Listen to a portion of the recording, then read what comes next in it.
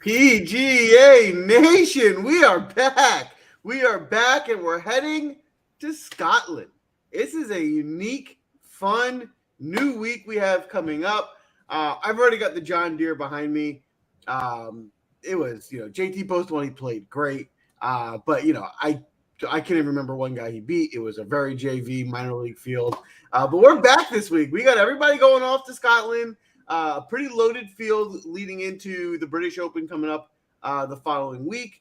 The Renaissance Club, I don't know that much about it, but it has a really cool name, so that's exciting. But that's why we bring around Spencer, who gives the best, most in-depth course breakdown in the industry.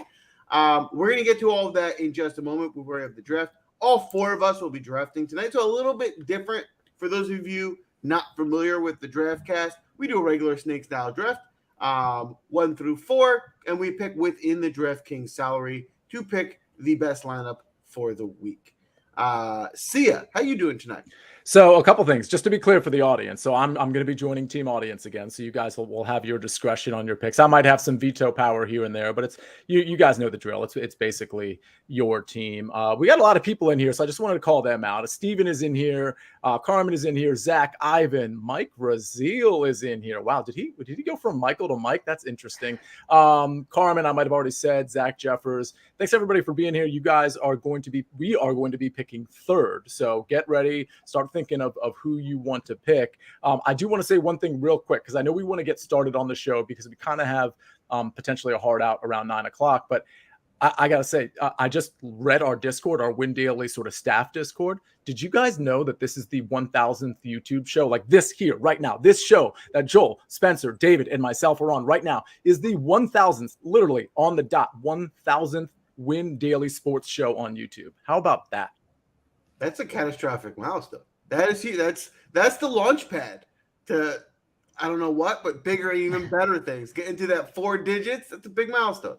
It's pretty cool. So good for Win Daily Sports. Hopefully you guys that are listening now or later to the podcast are all members. Hopefully you're all subscribed to windailysports.com. We do so much. It's not just golf, obviously. We have a lot of free content, but a lot of really cool content behind the paywall. That's all I had to say. But I know we want to get to David and Spencer too, Joel. So my bad on that. Oh, no worries at all. Spence, how you doing tonight? I'm doing well. It's good to be back with you guys after missing last week. I didn't keep track with who won, but I did hear Sia's, I guess, in place of the course breakdown. Yeah. I mean, am I going to lose the course breakdown moving forward? Well, I don't. That's the only movie I have memorized to my knowledge. So I think you are safe in mesmerizing people to the end of time. Well, it was a very good job. It was a good replacement of that. Thank you. David, thanks for joining us tonight. How you doing? I'm awesome, man. I'm super excited about this week. As I said before we started, I know I don't live in Europe, but I feel like the DP World Tour is my home tour. And I feel like I'm inviting you guys over to join me this week. It's great to have you. Welcome. Super exciting week. Can't wait to see what happens. Oh, thanks for having us, by the way. You're welcome. I love it. I love it. All right. Well, officially the 1000th episode. We are on our way. Before we dive into the draft, though, Spencer, give us a course breakdown. What are we looking for at the Renaissance Club this week? Yeah, so we don't have statistical data from the past, which is always noteworthy, but Tom Doak designed this in 2008, which Doak is known for his tricky green complexes that have twists and turns. But for this being a quote-unquote link-style course, we are probably lacking some of that nature with its construction. Add that to the fact that these greens aren't as diabolical as you might expect for Doak, and you get this awkward test to model on the surface. I don't want to make it seem as if undulation and these complicated breaks on the putts aren't going to be there, because they most definitely are. But the actual test for the field will come down to these expanded greens that roll on the slower side of the equation because of the fescue grass. 3-putt percentage will see a massive increase. There are runoff areas that can place second shots in the bunkers, but there's also a counterintuitive nature to where scoring might become easier for those that can maintain their speed with the flat stick. From what I can tell, you can almost putt from anywhere off the surface if you aren't in a bunker, and that inadvertently could decrease around the green struggles if players use the flat stick when out of position. We know birdie chances can come in bunches from past showings. The 4 par 5s are gettable. The par 3s are long, but as I mentioned, the wide open green should remove some of the impending danger. And then the par 4s provide a mixed bag of both length and scoreable chances, something we see when comparing the 5 par 4s over 464 yards to the drivable par 4 fifth that is 338 yards. To me, golfers that can supply a solid tee to green account of themselves, especially with their irons and lag putting, will be at an advantage. And I would be looking for dependable play both in and around fairway greenside bunkers because of the potential landmines looming at every turn. I will very quickly run through my model this week so we can get started on the show, but I put 7.5% on strokes gained total and moderate to severe wind. The wind is going to be the one true defense of the property other than the long greens. And even on a calm day, we're going to probably be looking at 10 to 15 miles per hour plus. Par 5 birdie or better percentage, 20%. All 4 of these are scoreable. I did weighted birdie or better plus bogey avoidance for 12.5%. That has a much stronger weight to birdie or better than bogey avoidance, but there are challenging holes that can sneak up on the field, especially when wind gusts come from the wrong angle. The fairway plus greenside bunkers for 15%. That's what I was alluding to previously. And I look more into the fairway bunkers than the greenside one since all the putting surfaces are extremely long. I did weighted ball striking 15%.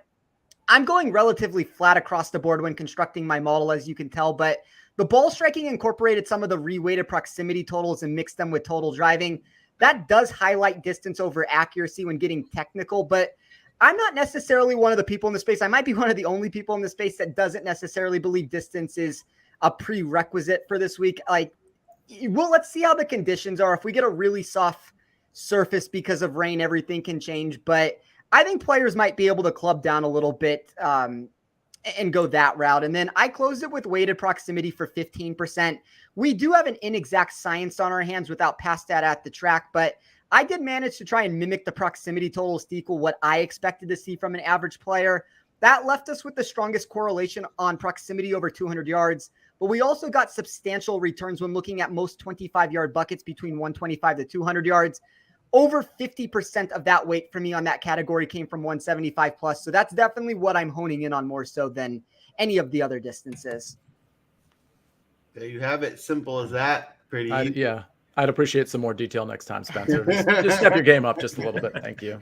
But this week, especially because it's very limited course history here, with at least these guys, a lot of the guys in the field, it will be helpful to use some of that data and try and use that as your tiebreakers in selecting who you're going to take in these different ranges to get different and things like that. So without further ado, we are going to dive right into the draft. David picked the order since he was the last victor, so David will go first. I am picking second. Sia audience third. Spencer will go last on the turnaround. Without further ado, David, you're on the clock.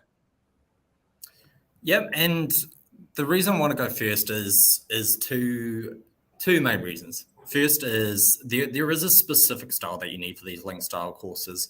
And I have heard around the traps from other experts that they don't consider this so much as a links course as some others. I don't really see the reasoning for that. I think the main reason is that a couple of the victories here have been super low scoring.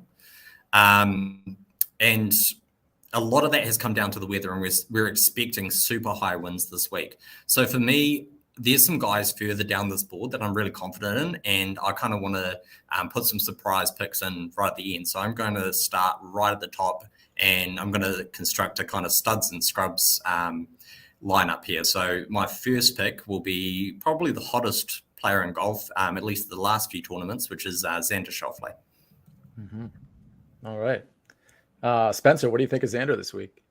Well, Xander's number one in my model. That's probably an every week thing for me at this point. But yeah, I like him. As David said, he's the hottest player in golf right now when we look at it. Like, I run a reweighted thing when I look at current form, but he's number one for me there. He's number one when I just run the data straight over the last 10 events for every single player. And I mean, I think he might be the safest player on the board if we're looking like for a top 20 finish from anybody. So it's hard to argue it. Yeah, no argument from me either. Joel, I assume is Xander in your player pool this week? For sure. I mean, Okay. There's a lot to like about Xander. I think the biggest thing I like about Xander this week is his price, right? I think he's as good as the top tier, but you're getting him at a pretty big discount from Scheffler and Rahm. So I think the only negative or thing to look at for him is I do think he's going to come with a good bit of ownership this week. I'm seeing about 17%, but he's one of the better plays you can take, in my opinion. Yeah, and look, I appreciate the ownership is going to be high for him. It's kind of for me like the Scheffler effect of once you get that first victory, and of course Xander's won before, but it felt like with that Travelers that it was like that first 156-man field stroke play victory in quite some time. Once he's broken that duck, he's got that monkey off his back. I expect him to kind of continue that role. Obviously, he's played amazing at the JP McManus this week as well. He was 10th last time out here at the Scottish Open.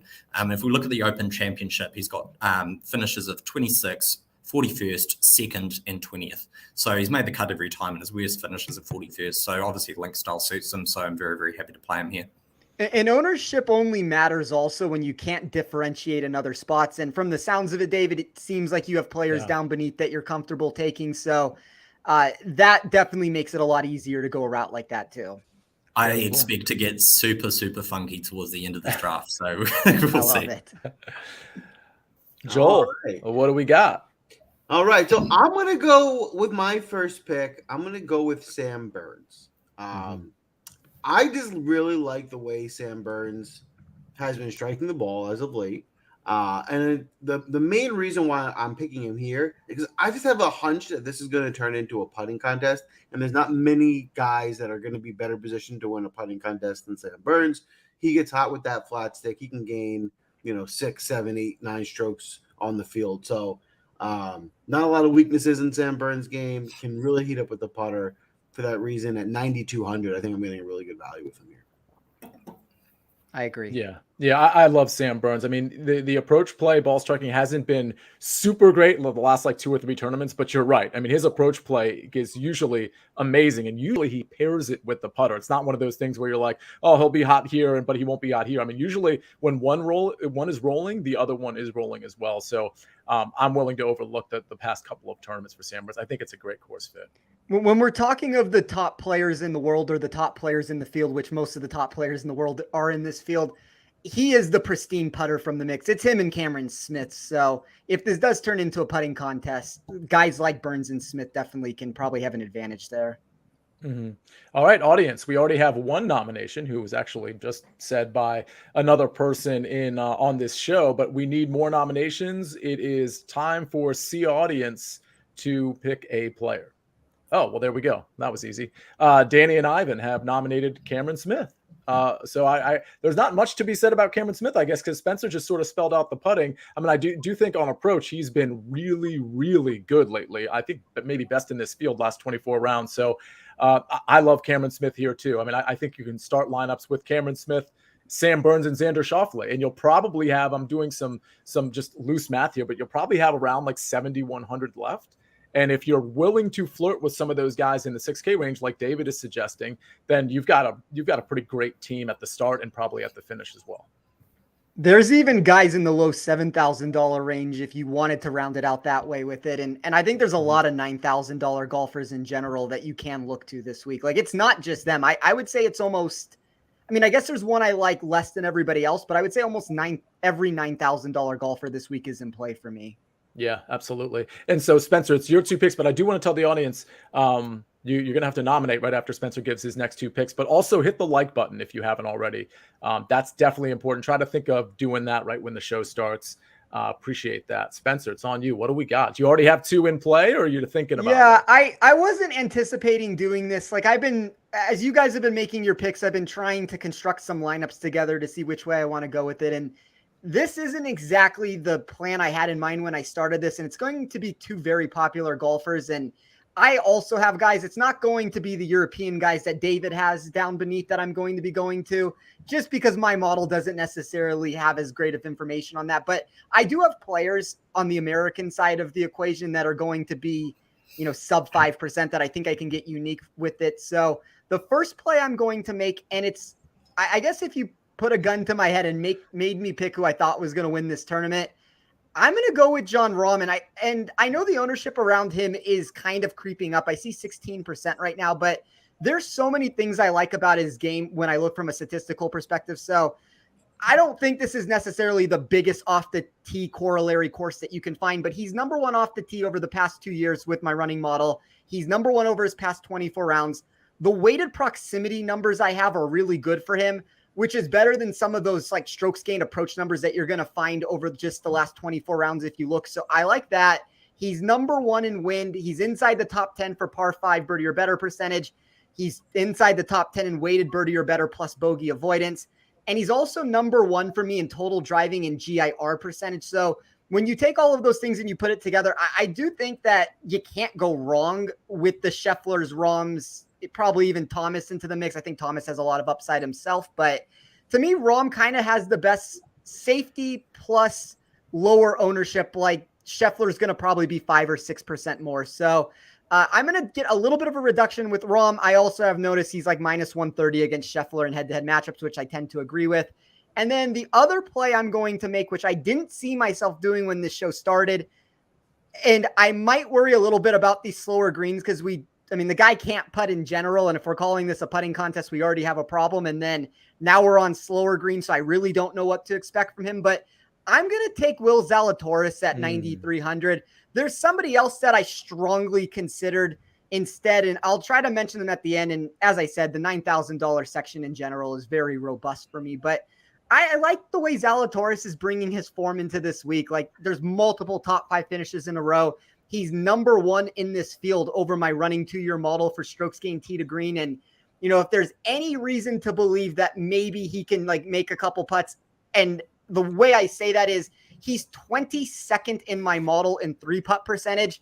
So maybe there is some weird corollary here where the putter can be a little bit better and the irons can be so good that he has a bunch of makeable chances. And then when he does find trouble, he's not 3-putting as frequently as other players. So that's what I really like about him. It's going to put me in, 16% plus ownership for my first 2 guys. But there's a lot of ways for me to get unique beneath that. What's really interesting about Will Zalatoris is, I like him quite a bit too, but I also like Sam Burns. And, on DraftKings, if you look at the matchup there, Zal is a huge favorite right now against Sam Burns. It's a minus 140 to plus 115 favorite. Like that's truly shocking to me. I thought it would be like minus 110, maybe minus 115 to minus 105, but that does, and when you go back and look, I wonder if a little bit of that is recency bias because Sam Burns hasn't been super hot lately and Zalatoris really has, specifically with the putter, by the way. 5 out of the last 7 he's gained with the putter, and a few of those times it's not just minimal gains, it's like gigantic gains. So again, that's one of those situations where when the talent level rises, he usually rises to the occasion, and the putter is starting to spike in a way that we're seeing like with Sam Burns and Cameron Smith. And if you marry that to the ball striking, it's game over for Will Zalatoris. Yeah, that's what we see. Sorry, David, you can go.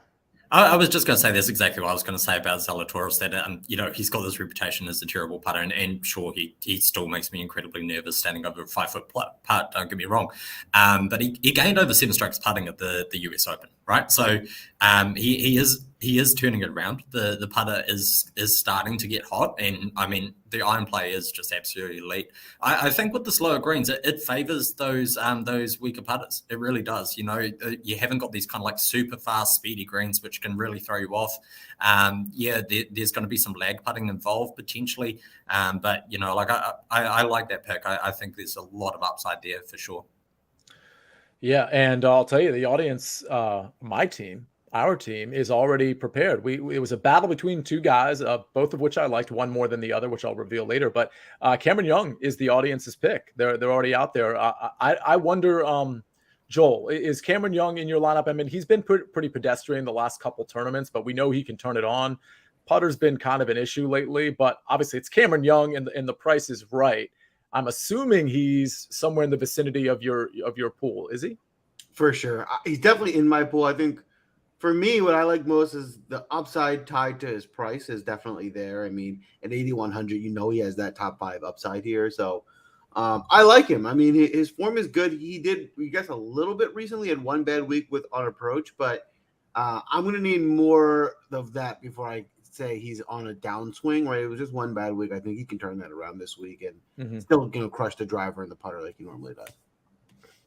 Yeah, and I know Steven, who was in the chat, of course, that's Steven Pillardi, who will be out with the ownership article tomorrow. I wonder if it's going to be a little earlier. He'll probably tell us in the chat because the starting time is a little earlier, obviously, for the Scottish Open. And that's kind of a big FYI for everybody.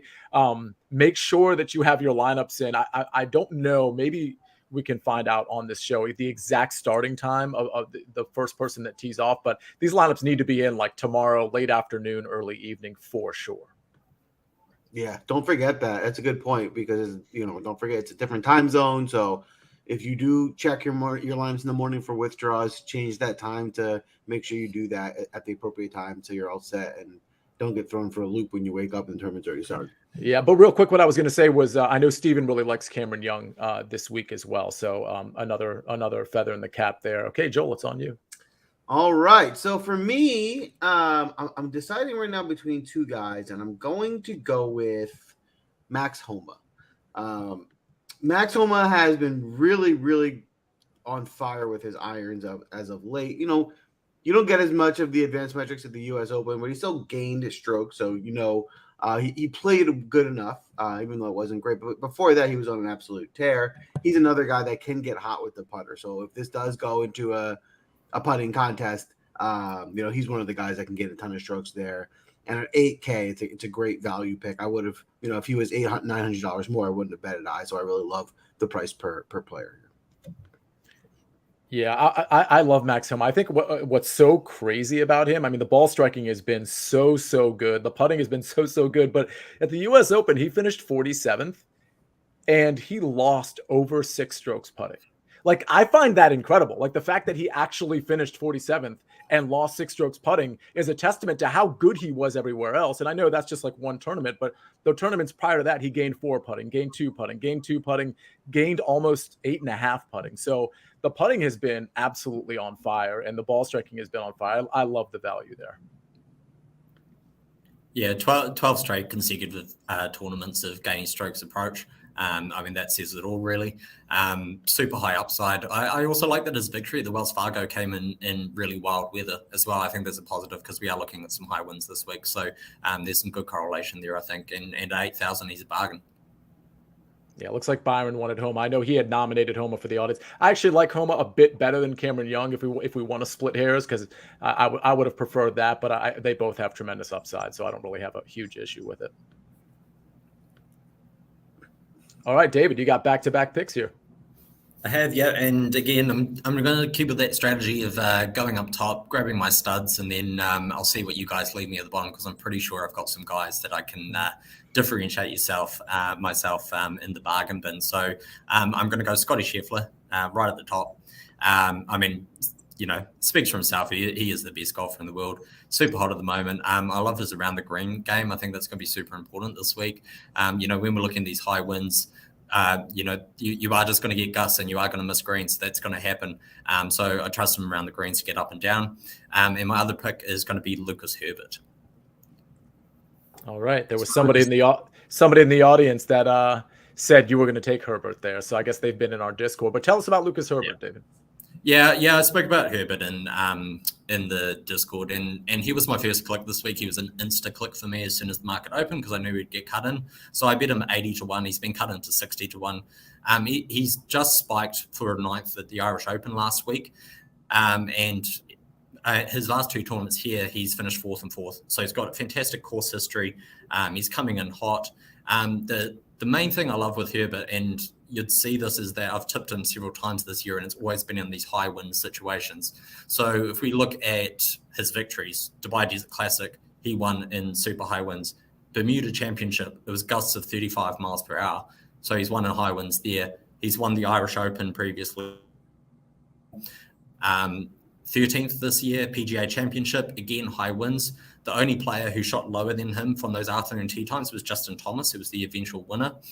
And 7th at the Arnold Palmer as well, when he made a charge up the field. So just super high correlation in terms of win positive players. I regard him as the best win player in the world. He's got great course history here. And he's one of those players as well. I've heard murmurs of there's fear around his game being reliant on putting and being reliant on around the green. How I would kind of relate that is it's like saying, well, Denny McCarthy relies on putting. Well, it's so consistent. Like, there are just better putters, right? And Lucas Herbert is one of those guys. He's great around the green, and that's what you need on links courses. You're going to need to scramble. You're going to need to get up and down. You're going to need to make putts. So I love him here this week. All right. Strong. Joel, it's back to you. All right. So I'm going to go with another who I think is a value for how good he is. I'm going to go with Jordan Spieth. I know he's, his consistency is taking a bit of a downturn. He's not quite as hot as he was, but getting him under 9K, I mean, let's not forget, he went, just between April and May, the amount of strokes he gained on approach and with his irons was unreal. He's cooled off a little bit in the last couple of weeks, but I don't think that's gone. I think he's going to go over to Scotland. I think he's going to play well, and he can make a lot of putts. So I think just getting him under 9K with, his form being within the last 2 months is really good value here. Yeah, kind of speaks to how loaded this field is with some of these guys, and especially in that upper 8K range. It's like, wow. Spencer, what are your thoughts on Jordan Spieth? The $8,000 range in general for me. So it's hard to find too many differentials. And I know I'm the only one that's different that said this. So I'll just throw it out there. The one fade for me would probably be Cameron Young if we're talking about the group. Just because I think he's super volatile. And when we're talking about a super volatile golfer that's going to be 16% owned, there's some problems there. But as far as Spieth is concerned, I don't have a problem with him. We know he has some of that volatility to him himself, and the form hasn't been that great recently, but the upside is there for a golfer that's now fallen into the $8,000 range. So I wouldn't say he's necessarily my top pick of the $8,000 golfers, but I don't have a problem with them either. Yeah, fair enough. Team audience, it's time to nominate. We have one nomination in, but we need plenty more or a second of that nomination. By the way, the Tringali joke, if you don't already get it, if you look at Cameron Tringali's DraftKings picture, it does kind of look like me. So I just wanted that for those of you, Edward Gale says Tringali's really Sia in disguise. That might be true. It doesn't kind of look like you, Sia. I am convinced that you are body double for Cameron Tringali. Well, I've been pretty busy this year, and Cameron hasn't played a lot of tournaments this year, so there might be something to that. Tringali getting a nomination here, by the way. But we've got a couple other nominations, but no seconds quite yet. Do we have a second? Oh, by the way, David. Okay. Wait, I don't know if that's a nomination or not, David. So you're going to have to clarify whether or not that's an actual nomination. Spolardi, who was listening, David wants to pay his pizza bet. So if you would oblige him and give him your payment information, apparently, okay, it really is Cameron Tringali. So we have rounded out Team Cameron with Cameron Smith, Cameron Young, and Cameron Tringali. Tringali's so interesting because I assume his ownership is going to be super low. He just hasn't been popular for quite some time. Does anybody here have a strong opinion, either for or against? I would imagine there's not a super strong opinion against him, but is there a super strong opinion for him? Anybody in this crew have him in their player pool? I like him. So yes, he's just outside the top 40 for me. And if we put that into perspective, his DraftKings position would be 45th. He's 42nd overall with the way I run it. So he's a value against ownership. He's a value against his price at $7,200. I think those are kind of the things you're looking for, since there's not that many players that fit both of those criterias. Fantastic. And David or Joel, is he just kind of out of your pool because you have other people in your pool, or do either of you have him in your pool at this point? He's in my pool, but at the bottom. I like him for the very same reason Spencer likes him. I think he's a guy who can definitely compete at a really good price point. So there's reasons to fit him in, but I'm not going to be overexposed. All right. I think that's a good answer. And David, any thoughts on Tringali? Tringali's a hard fade for me. I don't like him here at all. Yeah, couple of windy tournaments this year where he's missed the cut. So he's missed the cut at Arnold Palmer. He's missed the cut at the Players' Championship. He hasn't got great history at the Open. He's missed the cut in 2014, 58th in 2015, and 2021 he was 26th. So I'm just he's coming off a missed cut at the Travelers. I don't love him this week, to be honest. As his body double, I take that personally. And I will say that nothing can defeat the Cameron narrative, which we have perfectly crafted. The only thing left is Jorge Cam Pio. So maybe we take him with our last pick. Actually, please don't do that. Please don't do that. Spencer, you've got back-to-back picks. By the way, Coach has joined the chat. I think Justin, I don't think I said hi to Justin. Justin has joined the chat. David, of course, I mentioned him. So you guys are going to be nominating right after Spencer gives his 2 picks. So let them come in quick so we can get on to Joel's picks. Spencer, where are you at?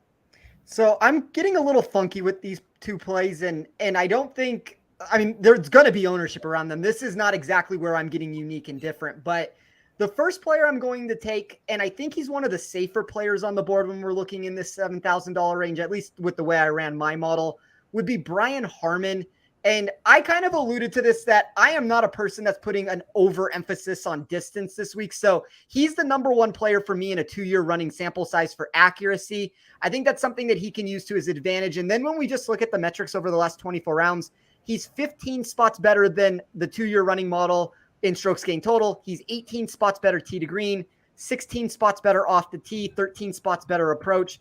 That's kind of what I'm looking for right now with the way I've started my lineup. And then the second player is going to be about 6% himself. And there are red flags that come into play with him, but I really like him in the wind. I like him when these conditions get a little bit more difficult, and I like him on slow greens. And that is Gary Woodland at 7,300. He is the number 1 player for me in GIR percentage out of fairway bunkers. He's inside the top 10 when it comes to fairway plus greenside bunkers combined. And if we do go with the narrative of there being distance, because I do think there's multiple ways you can go about it, he's also inside the top 10 for driving distance, which would be 23rd overall in total driving with the way I ran my numbers, 26th in weighted ball striking, which includes being 9th in this field in proximity from over 200 plus yards. All right. Those are pretty compelling names, given that they're not going to be popular ones. I mean, I don't know that for a fact. Can we clarify that? Are any of them, either of them, going to be more than 7%? They're going to be about 7% exactly from what I have it. A little bit less for Woodland right now.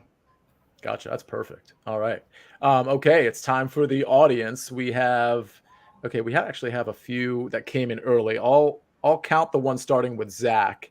Let's see. While you're counting, so yeah, I'll just say that Gary Woodland's going to feature at the end of the show. It's made me a little bit nervous that Spencer's taken him because he's one of my pivots in case one of my guys gets drafted here. So I may be scrambling depending how these next 2 picks go. Well, you did say scrambling would be important. So here we are. Adrian Maronk looks to be the nominee. So he is going to go on team audience. So that's an interesting pick. I've heard his name here and there. David, I want to go to you on Adri first. How do you think he stacks up with this field? Well, I did say, Sia, that I was going to present some names this week for pronunciation purposes, and we have... Did I say it right? Close. Adrian Arnaus. Oh, wow. That was not close. Kind of rhymes with house. Okay. Look, Adrian Arnaus is excellent. I think he's fantastic value. He's super long off the tee. He's having a great year. He won this year at the Catalonia Championship, which was a course that was playing very difficult, but it was also incredibly winding as well. So, he's long and straight off the tee, and he's just got a victory. He was in my player pool. So in my model, he ranks 4th as best value in terms of odds to expected value. So he's right up there. Wow, I love that. And for the record, because he's 6,700, it gives us 9,450 to play with. So, we can kind of consider that when the pick comes back to us. You can go up to that top tier or just hang around in that 9K tier, 8K tier, like everything's in play for the next pick. So I think that's super interesting. Joel, it's on you.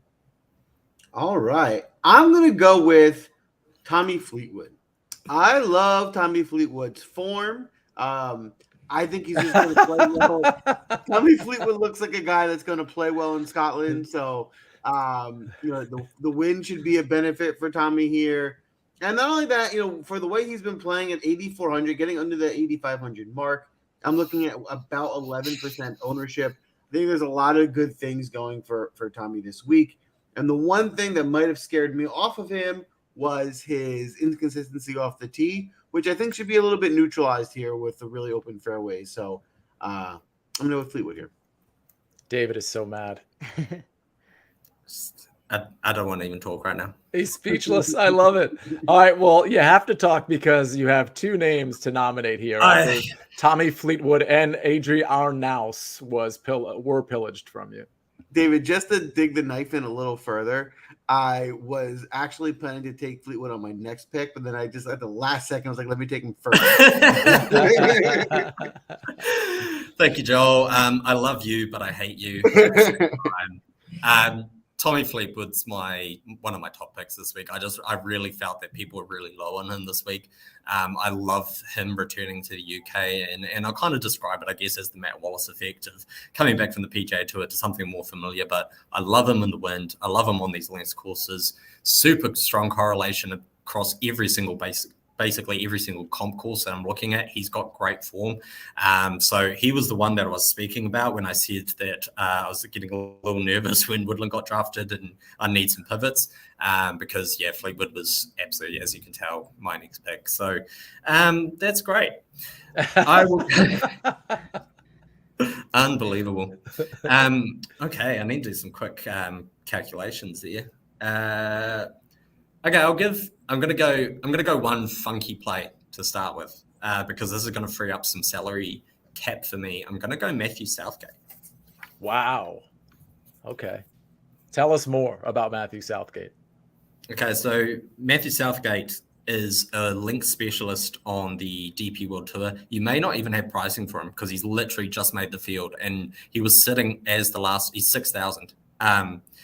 He was sitting last on the list to get into the field. So he's widely regarded as a link specialist on the DP World Tour. He's finished 16th last week at the Irish Open, so he's got excellent incoming form. He's got a 6th in the 12th at the Open Championship in 2017 and 2016. Second at the Alfred Dunhill Links. He's got a 16th and 33rd, which is at the Torrance course at St Andrews. He's got a 26th and a 9th here last year and in 2020. So he's got great form. Excellent links player. And as an amateur, he won the St Andrews Links in 2010 by 5 strokes. And that's one of the premier amateur competitions. So he's just fantastic on these links courses. So I think he's absolutely fantastic value at 6,000. And I've bet him in the outrights as well. Wow. That is excellent intel at 6K. That's just beautiful. All right, David, you got another one? I do, unfortunately. Where am I going to go? We know it's not Tommy Fleetwood, Adrian Maronk, or Gary Woodland. We know that. Okay, I'll tell you where I go. I'm quite happy with this. I'll go Sungjae Im. Mm-hmm.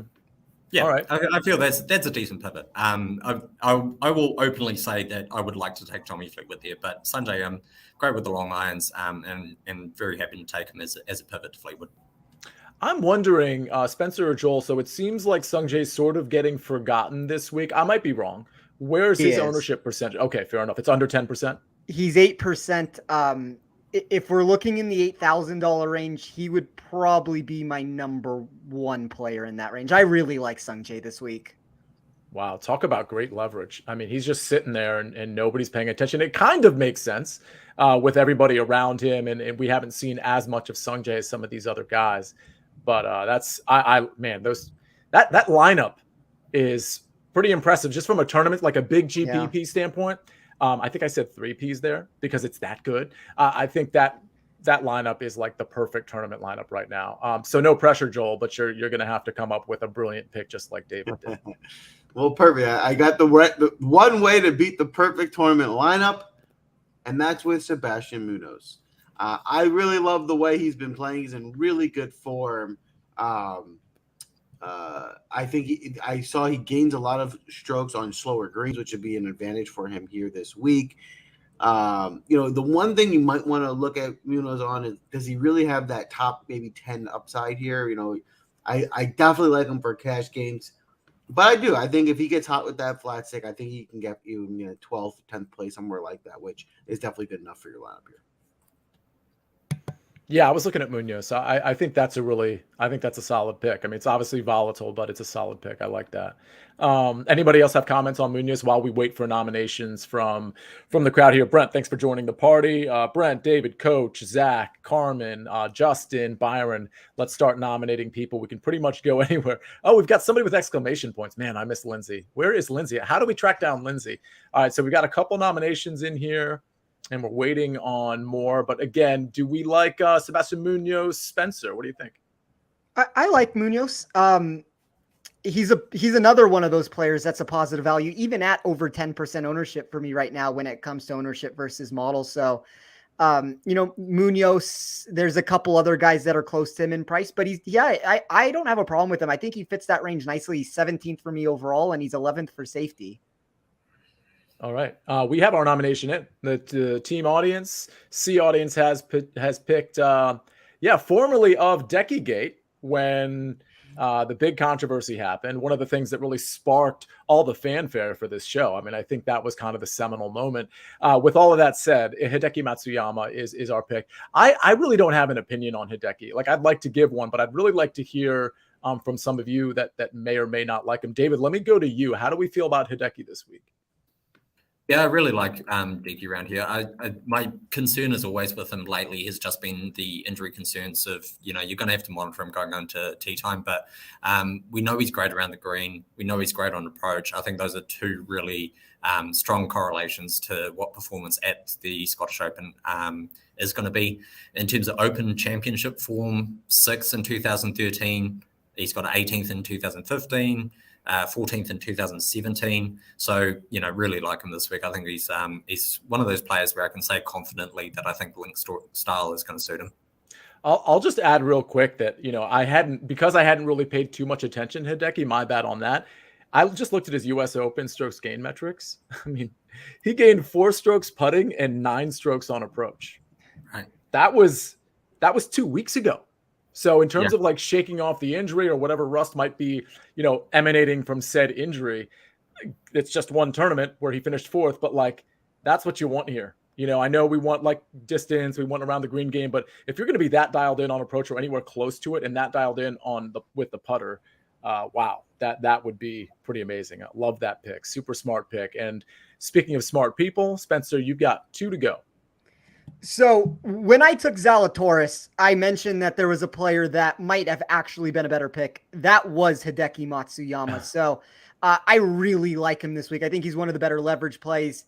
He's a player for me that ranks inside the top 10 in multiple critical statistics. And I said this on the Better Golf podcast, but like one of the things with Hideki that everybody thinks is that he performs better on difficult courses. And there is some truth to that just because you don't need to make as many putts, but he's fine in a birdie fest too. He's won twice at 23 under par. He has every single win from 10 under par or better with that. So I don't have a problem with him. I think he's one of the best plays on the board, but it comes down right now to how wild I want to get with this finish here. I guess let's just go full out with it. With the first pick, I will take Luke List. I think he has the firepower and the ball striking to turn Renaissance Club into a bomb and gouge sort of test. I've said this before. I don't necessarily believe that's the ideal way to play the venue, but it's certainly an option that he might be able to take advantage of with his style. He ranks inside the top 25 in this field in proximity from 175 to 200 yards and 200 yards plus. As I said, that's a range that received 53% of my weight when running my recalculated totals. He's also inside the top 5 in the field when it comes to distance. And if we just look at the Travelers Championship during his last start when he came in 19th place, he gained 13.9 shots with his ball striking. That was 3.6 off the tee, 10.3 approach. He lost 7.8 with the putter. Maybe these slow greens can help him a little bit. He does have 3-putt percentage problems. So throw it out there with that. And then the last player I'm going to take, which gets super awkward with it, but I kind of like how he's trending, even though the results haven't come in, and he's a very good win player, if nothing else. I'm going to take Jason Kokrak. He's gained off the tee in 5 straight starts. He's gained with his approach game in 3 of 4. Maybe this is a little bit more volatility than I want to be taking on, but like Kokrak is 2.4%. List is going to be 3.3%. I have a lot of separators there, and there's other players you can consider too, like just to mention a couple. I think Siwoo Kim makes some sense if you're looking for a GPP play, but I'm going to go with Kokrak just because I think the form might be a little bit better than the results right now are indicating. I love it. That's definitely different. Definitely a great tournament. Couple good tournament pivots. I took a long look at Luke List as well. And if David's right, and if you guys are right, that maybe these slower greens are going to favor the bad putters. it could be a nice finish for Luke List this week. All right, audience, it is back to us. We have 9,900 left. I'm trying to see here who was sort of in that. Okay, so Xander's taken. Yeah, there's plenty of guys we can take that are less than 9,900. So let's start with the nominations. By the way, anybody else? David, let me ask you about Luke List or Jason Kokrak. Are they in your pool at all this week? I'm super high on Luke List. I haven't got Jason Kokrak on my radar. That's a surprise, but I'm very, very high on Luke List. But the reason being is with these wins, Luke List can spray it off the tee, right? But you can be a bit more liberal off the tee on these links courses. And with the wind, there are going to be people missing fairways. So would you rather be missing the fairway and be 150 yards from the green, or would you rather be missing the fairway and be 200 yards of the green and in the rough? I'd rather be close to the green. So, and as you said, slower putting surfaces, I expect him to perhaps benefit from the slower greens here. So I really like the Luke List pick. It's kind of the same sentiment like between List and Kokrak. Like I kind of had the same mentality with it. Kokrak is 16th in my model when it comes to wind. He's a golfer that ranks 12th in distance for me, and the bunker play is really good, and the 3-putt percentage was 7. So I was kind of taking the same approach with that. Can I just say, and I think we have our nomination. Yeah, we definitely do. I was actually going to second it anyway because I haven't done that yet. But the chat is like hilarious. I think like that's sort of a show unto itself. So I just David specifically just lately, Justin. Who was somebody else just made me laugh. Steven always does it. Oh, Brent Harris as well. What does the Ryan Fox say is pretty funny. Okay, so it's Morikawa for the audience. So we round out our team with the 9,400 priced Colin Morikawa. Leaves us 500 on the table. I think this is a great lineup. I mean, for me, it comes down to, as Joel considers his last pick, it comes down to Tringali and Young. How are they going to perform? Obviously, Adrian Maronk is a wild card to some degree, but I think this is a great tournament team, to be honest with you. In fact, I got to say, I think all of these teams are really great tournament teams. And I don't always say that. I mean, sometimes like the team I draft, it has just a lot of chalk on it and maybe one guy that's different. But I think the roster constructions across the board and the players that have picked are going to be unusual to most people. And that is why you watch the PGA DraftCast, by the way. Joel, it's on you. Yeah, I'll just say I was weighing Morikawa. I was going to take him. The way my draft broke, I couldn't afford him, but I like the pick there. I think he's I do too. Underpriced for his upside and who Colin Morikawa is. So nice pick. For me, I am going to end my draft with a golfer I'm going to need approval from because I honestly didn't know who he was before today, but I liked what I saw, and that's Adrian Maronk.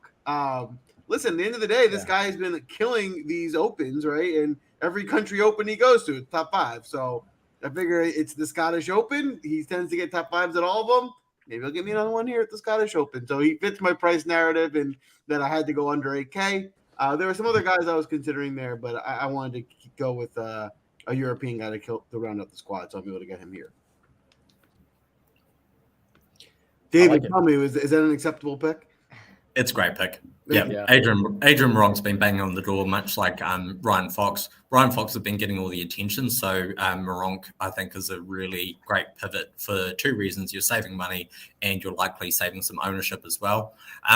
Couple good correlating results for him this year as well. So Qatar Masters, now that's going to sound really odd to say it's a link style course, but it does have a lot of similarities to these link style in terms of like super exposed, very windy, undulating greens, and there's a lot of correlation between leaderboards at the Qatar Masters and links in like traditional kind of England, Scotland area. So he finished 3rd there this year, and it was a super windy rendition. And he was 3rd at the Dutch Open. Again, Dutch Open, you're probably thinking like fields and parkland type courses. The Dutch Open's played at Bernardo's, which is designed by the same course designer who designed Kingsbarn, which is part of the Alfred Dunhill Links rotation along with the old course. So again, it's a link style course, and he finished 3rd there this year. So I think he's a very, very strong pick, and he's coming in off a win. So great incoming form. Yeah, for sure. For sure. David, you've got the honor of the last pick in the draft, and I'm trying to see how much you have left. What is it, 6,600? So what do you got? Yeah, and I'm going to leave some money on the table, believe it or not. I've got some bombs this week, and I'll go through them all at the end with the outright, but I'll give one here, which is going to be Sebastian Soderbergh at 6,300. He's going to be super low ownership, which I absolutely love. So I'll give you the story on him. So he led the field last week for shot gains approach at the Irish Open, and he also spiked for driving accuracy. So I'm seeing some strong correlation. His ball striking improving. He's gained strokes putting for 4 of his last 6. He was 5th at the Dutch Open, which I just mentioned. Has got that link style course at Bernardo's. Same designer as Kingsbarn. He's got a 20th at Qatar, which is super windy. An 18th at the Sicily Open at Fedura, which again is an exposed link style course, obviously in Sicily. He's got 7th and 27th in Portugal at Dom Pedro. He's got a 34th and 39th at the Alfred Downhill Links, so 2 made cuts at both appearances at his link style course. And he's got a 9th as well at the Torrance course at St Andrews, so great links form. And he's just had the top of the field for shot gain approach last week at the Irish Open. I love it. I love that. We gave you some different names, especially David, some guys who maybe not been on your radar that can certainly compete this week. But that's a wrap for the draft. Please don't forget to hit the like button. We're going to drop the lineups on Twitter. Let us know whose team you think is the best, who you think is going to pull out and get the win this week. But we're not done yet. We do have to get out of here. Oh, we have a funny comment. It's a Taylor Gooch reference. Somebody had to say it. And David, you're hilarious. Farmer John, welcome to the party as well. If you haven't already, hit the like button. Sorry, Joel, go ahead. Yeah, before we get out of here, before we wrap up this draft, we're going to each quickly name one guy who we thought should have got drafted we maybe missed.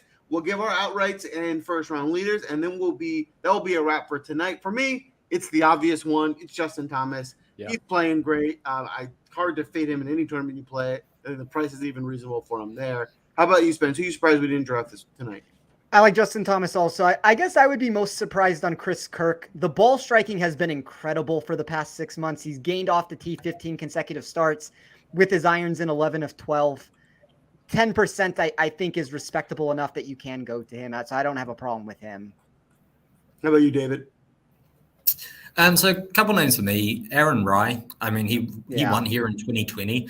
And I would say that in terms of the 3 tournaments that have been held here, 2019, 2020, and 2021, 2020 was a windy rendition of this tournament, which we're likely to see here. And he spiked last week at the Irish Open. He came in with a 9th once returning to Europe. He's got great form across a bunch of links courses, so I think he's a really strong pick. And my boy, Ryan Fox, I mean, we can't go through the DraftCast and not mention him. He's been in amazing form. As you know, I posted in our Discord to get on Ryan Fox at 150 to 1 for the Open Championship next week. I prefer him there at the Scottish Open. But yeah, that 150 for the Open Championship has been cut into 80 to 1 now. So hopefully the folks in our Discord got on at 150. Not that I love Ryan Fox for this tournament. I know the sharp markets respect him, and that's good enough for me with it. But I am also very surprised he didn't get taken. I've heard his name quite a bit in the space, and I love Aaron Rai. I think he's a very savvy pick this week for all the reasons that David mentioned. I love it. How about you? Yeah, Ryan Fox's price is just absolutely nosedive this week. He opened at 60. I literally watched in the first 15 minutes. It dropped to 50, 45, and now it's into 40s. Exactly. So he's just way too short for me. And I think he's too high priced to draft, but I know he's a very, very popular pick. I think he's sort of been discovered by a lot of people, though, as well. Yeah, that's the thing. His price tag on DraftKings is he's in one of those spots where people just don't want to click the button. They know how good he's been, but I don't think they want to click the button because they see all the guys around him that they're way more familiar with and frankly who have been playing pretty well. I think the guy that I would go with, I mean, Fitzpatrick is surprising to me, but I got to say, I'm surprised that people, and there we go. Yeah, good call, Mark Green on Fitzpatrick. When Hovland is 8,800, I'm just very surprised that nobody jumped at that because it's just so enticing. You may not think he's a great course fit. You may not think he's going to find his way out of a bunker or that his play recently hasn't been very good, but it's a pretty short sample size of him not being very good. And we know how good of a ball striker he is. And we know if the course plays easy, he might not have as much of an issue like navigating the around the green game. At 8,800, he just seems so enticing from a DraftKings standpoint. I love it. I think that's a really good point. That price caught my eye too. I was kind of, that doesn't look right. It's too cheap for him. But I think it's all really good points. I liked this Fitzpatrick call as well. He's playing so well. This type of course should suit him well. Price a little high, but I think he should certainly compete this week. All right. I know Sia's got the hard stop at 9. So before we let Sia get out of here, Sia, can you want to give us all of the round leaders and outrights right now? Yeah, why not? I don't really have a ton of in terms of outrights, I don't have a ton of conviction. I think I'm going to be live betting this more than I'm just going to be putting a lot of money in the just the tournament outright market. But I will just say a couple names. Zalatoris at 25-1 is probably where you're getting it right now. Sam Burns at 30-1, Max Homa at 60-1, and I think a dive on Mito Pereira at 75-1. I will say I looked at Harris English at 180-1, and I thought that was interesting because he's such an unknown, and he did kind of show glimpses of the old Harris English, way back when. Again, it's 180. It's like, put $2 on it or something. But no, it's Burns, it's Zalatoris, it's Homa, and it's Mito Pereira for me. I just like the number on Mito. I don't actually think he's going to win, but if he plays to his upside, he absolutely could be contending, and therefore the 75-1 is a pretty good number. As far as the first round leaders, yeah, I think I've got 6 here, and actually Aaron Rye is included in that. They're all morning except for one of the guys.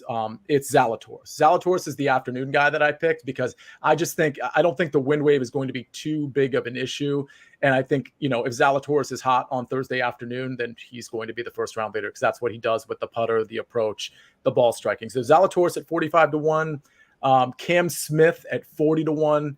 The rest of these guys are morning times. Joaquin Neiman at 50-1, Aaron Rye at 65-1, Keith Mitchell at 65-1. And, I'm trying to think, the breaking news, I'll go with the guy that Joel really likes this week. I really like him too. The recent form has been a little sketchy, but we know how hot he can get both with the approach ball striking and the putter. And it's Sam Burns at 40-1. He also has a morning tee time. So everybody, I got to go. But I want you to withdraw all the funds you have, not just from your own accounts, but from everybody you know's accounts. Maybe it's like maybe it might be time for a Venmo scam. That's actually an honest joke. Somebody tried to scam me a couple days ago. Watch out for that for people who accidentally send you money. Just don't even mess with it if that happens. Just that's what I did. I didn't mess with it, and therefore I didn't get screwed. But keep that in mind. But all the money that you can get by legal ways, put it on Sam Burns and the other guys I just mentioned, because first round leader is definitely hitting. If I don't hit it, these guys are going to hit it. With that said, Joel, I guess I'm out of here. So yeah, we appreciate it. Those are his picks. They are a great one. He has been red hot making them. And you know what? If you got to acquire some money in an illegal way to put these bets, it's probably worth it because it's going to just be, multiplying it. So I didn't want to say it, but I actually totally agree. By the way, this show is going to wrap in 15 minutes or less. If you guys want to catch me, I'll be on VSiN in 15 minutes talking about some of the legal implications with this Live Tour, World Tour, all of that stuff. PGA Tour, obviously. So, catch me at 9:15 on VSiN. Guys, good luck with these outrights and first round leaders. Everybody, thanks for watching. And I'm out of here. You guys keep going. See ya. Appreciate it. See ya. All right, Spence, what we'll do here, we'll go next. How about we'll start with the outright market. Who do you like for outrights this week? So I ended up with a little bit more exposure than I was hoping to take on because I agree with Sia. I think this is a really good tournament to bet from an in-tournament perspective. I still have less than 1 unit in exposure, but when you start creeping towards that like 0.9 and I'm only like the max I will put into play is usually like 1.1 to 1.25. So I haven't left myself as much room as I normally would like to, but I did take Hideki Matsuyama at 34-1, Colin Morikawa 26-1, Mark Leishman 100-1, Harold Varner III, who I can't seem to get off of, at 80-1, and then Sungjae Im at 40-1. I love it. How about you, David? Who you got in the outright market? So I've got 5 names for everyone this week. Obviously, I've got my boy Tommy Fleetwood at 45-1. Thanks again, Joel. I've got Aaron Rye at 70-1. It was mentioned in the chat. I didn't get an opportunity because I knew Sia needed to go. But Aaron Rye flew over from the States directly into an open qualifier to try and qualify for the Open. He made a playoff with 3 other guys two guys obviously qualifying for the Open. Unfortunately, Aaron Rai was the third. I really considered him last week for the Irish Open, and the only reason I faded him was because he travelled all the way over from the States, played this Open qualifier, which was 36 holes in one day, and then basically arriving straight at the Irish Open with no practice rounds. He immediately opened with like 4 birdies in 6 holes, and I was a little bit worried because having like noted his name and written up about him, but said, hey, here's the reason I'm fading him, is that I was worried he might get a bit tired towards the end of the week. He played really well. He finished 9th, but he didn't get one of those open spots, and he did fade with the week. So I think after a couple of days of rest at a tournament that he's won before, and he's got that huge motivation of qualifying for the Open, I think he's a really strong pick. Lucas Herbert 80-1, as I already mentioned. I don't think you'll find 80-1 anymore. He's 60-1 on most markets, 70 in places, but I think he's just an auto click for me. Gary Woodland at 90-1, and I've got Victor Perez at 90-1 as well. He's a Frenchman, but he's got a fantastic links form, and he actually lives in Dundee, Scotland as well, so he's very acclimatized to all of these courses, and I think he's a great value at 90-1. I love it. For me, I like Matt Homa at 60-1. I think Cam Young at 50-1. Sung J M at 40-1, and then Spieth and Burns both at 30-1. I think there is some value to be found this week, and it's pretty full field. So picking the outright market's one I like, but I probably will stick to a similar strategy. I like live betting, see where the leaderboard looks like maybe on Friday night, Saturday morning, and maybe put some additional looks in there. We will go a quick round on first round leaders as well. Spence, you like anyone in the first round leader market? I have a couple guys that I bet. Unfortunately, when I put these in originally, and part of it is because I was filming a show for Action Network that I needed to get the plays in before the Tea Titans came out. So I haven't double checked to see if these are morning or late wave splits on this. But I guess maybe more so than even just giving all the plays. Like, let me mention a couple guys that maybe if they got the right weather draw too. But from the original guy, Siwoo Kim 110-1, Mark Leishman 80-1. Harold Varner III, 75-1. Luke List, 100-1. Jason Kokrak, 85-1. And then the last 3 that I would be looking at, depending on exactly when they are, Justin Rose, 70-1. Joaquin Neiman, 55-1. So I believe Sia said him. And I would be curious to see where Gary Woodland is on a time slot. I love it. How about you, David? Who you like in the first round leader market? Yes, I've got a few names for you here. I know Eric Perez is asking desperately about our thoughts on Hao Tong Lee. I've got Hao Tong Lee in the first round leader market at 80-1. Look, he has got some excellent links form. So you've got 3rd at the Open Championship in 2017. You've got 6th at the Alfred Dunhill links. Got 14th at the Scottish Open here in 2020, which again was that windy rendition that Aaron Rai won. He's got another 14th at Alfred Dunhill links in 2021, and he's just come off that comeback victory when I backed him at 65-1. So really can spike with the putter. He is going to be super volatile. That's the risk that you run because he's kind of had these rounds this year where he's been threatening to knock on the door, and then he's had one really bad round and it's thrown the whole tournament off. But he has got great links form. He's clearly comfortable on these links courses. So Eric, you can back that one confidently. I think there's a tick, and I think he's super high upside.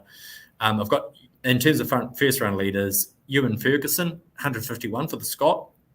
I'm going to back Matthew Southgate for the first round leader market as well as tipping him and picking him in my lineup. We haven't got a price on him yet because he has just been added to the field so recently. Sebastian Soderbergh at 140-1 and Victor Perez at 80-1 as well with the morning tea time. I love it. For me, I'm going to go with, I like Sebastian Munoz at 90-1, Alex Noren at 90-1, Chris Kirk at 80-1. And then at some of the higher odds, the more favored guys, someone I think can get off to a hot start, I'm going to go with Mita Pereira at 70-1 and Cameron Young at 60-1. That is a wrap for us tonight. Again, don't forget, please engage with us on Twitter, hit the like button, let us know which lineup you like the best for this week. It's going to be a really fun week, maybe hard to watch with some different time zone, but it'll be a fun one for sure. David, thanks so much for joining. Anything that I missed? Or just